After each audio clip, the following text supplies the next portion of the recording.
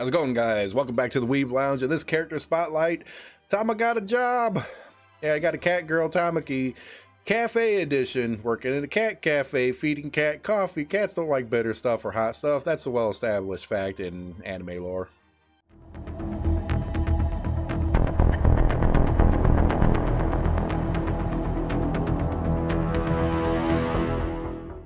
I've always kind of wondered that, like, a lot of anime you watch or wherever, you like cat girl type characters or whatever, they don't like hot stuff, they don't like bitter stuff, so why coffee? I guess if you make like a hot cocoa or something, but you can't feed cats chocolate, can't feed dogs chocolate. She's working someplace where everything around her is poison. Okay, whatever. Tama's trying to turn over a new leaf. She's the phantom thief cat or whatever, and last one that we had was the worker edition of Tama. Now we got cafe worker edition of Tama. Took up part-time jobs. She gave away to steal it, and now she's working for the man. Whatever. Okay. Oh, sometimes I just don't get it. Anime logic. Stop with the anime logic. This character's cute. Okay, I'm just going to go with that. These are a lot of walls of text. That's all I'm going to say right now. I'm sitting here looking at my little cheat sheet for the skill descriptions and everything, and I'm going to be doing some reading here. I don't like to read. It's a bad habit of mine.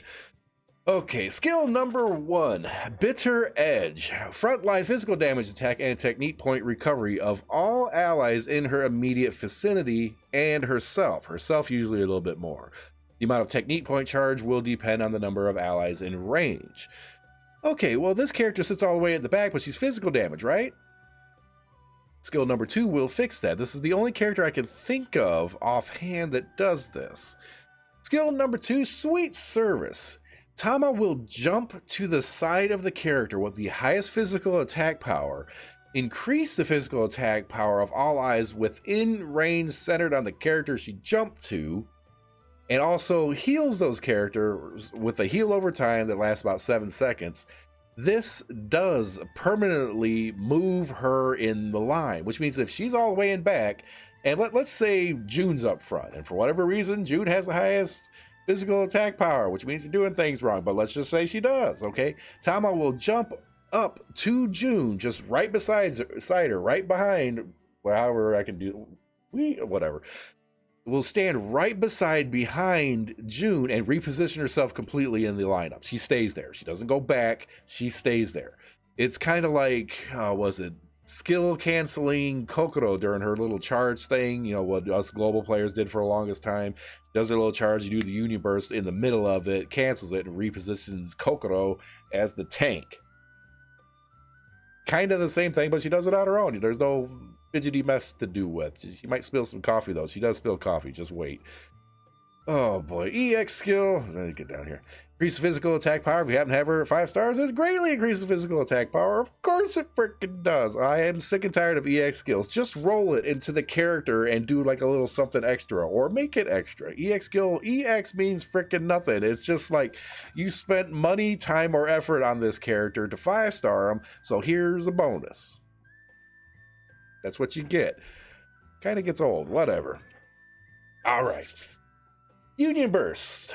It's Neko Cafe Party. In my description here, I put Kitty Cafe Party because it rolls off the tongue better. And it's okay. I'm going to make myself laugh because for whatever reason that's funny to me.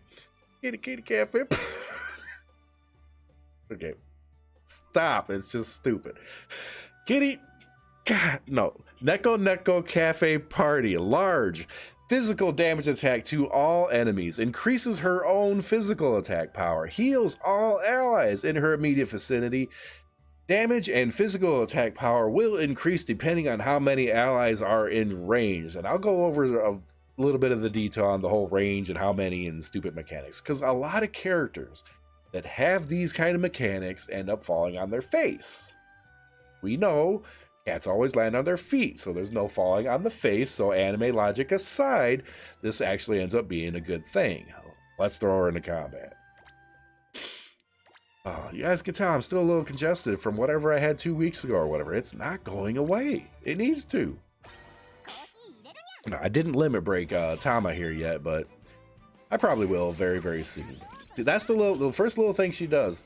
The very first thing she does is teleport to wherever character it is that has that highest physical attack power.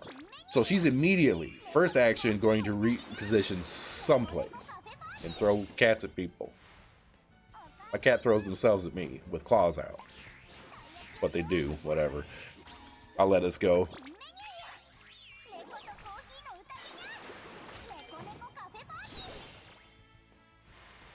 It is cute as hell, though. I mean, it's a cafe, whatever. Besides, I gotta do this again. She just went through it all too quick. And she's drinking coffee. The cat is drinking coffee. We are not listening to anime logic here. Cats like coffee now.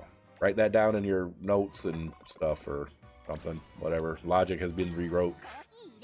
Okay, so she does the skill 2 first. The one where she disappears, reappears, boop, boop. Serves whatever it is that she's serving. That's her reposition. The physical attack buff, you know, when so many allies are around here, will depend on the physical damage or whatever. The physical attack buff for the Union Burst increases by about 800 for each ally that's nearby. The technique point charge for her first skill, it's about 10 to 12 extra per close ally. So essentially she's a AoE physical damage attacker that does do decent damage. Technique point charging all over the freaking place. Supplemental heals, so if you don't necessarily need a full healer, maybe Tamaki, you can get away with just using her. Maybe healing coffee or something. Just don't get the one from McDonald's and throw it in your lap. That's not going to heal you for nothing. Like, share, subscribe, hit that notification button, guys. This character is definitely one to get. Like, when I first saw her, I thought it was just Worker Tama version 2, and it basically is, but this one's a lot different. It's gooder, much gooder. Do you roll for her? I'm seeing her show up in a couple of things already. Of course, the EX6 fight, which of course I slapped a whole bunch of stuff together, spent a whole bunch of time on, and for whatever reason, like flopped out of it or whatever. I have every character there is, almost maxed out, every kind of crazy stuff. But of course, there's like 5 characters, random ones that we haven't used in forever, that need certain things, and I'm like, oh, I do not have these exact specific certain things, so I kind of flubbed it. It's supposed to be easy to get through or whatever. I'll follow a different guide. I was trying to do a tougher guide with less groups and stuff. Don't blame me or whatever, I'm just bad. But do you roll for this character? She's another character that's SS plus for boss battles. Okay, that's her rating. SS plus, maybe even to triple S tier. Almost, if you think about it just a little bit, maybe it's kind of like a Nyne version for physical groups. Maybe there's a little hint of that in there, so maybe that's why she's SS plus. And I would have to agree with it. I would have to say that you got to spend some jewels or spend some money, take it to the cat cafe, get you a Tama. Probably the best thing to do. Drink her some coffee. I got some, oh, what the heck is that? Death blend coffee or whatever the heck it is. It's like super caffeinated. I need some. Maybe the caffeine will help burn whatever this congestion is. Go to the cat cafe, I'll probably develop allergies, knowing my luck. We'll catch you in the next video.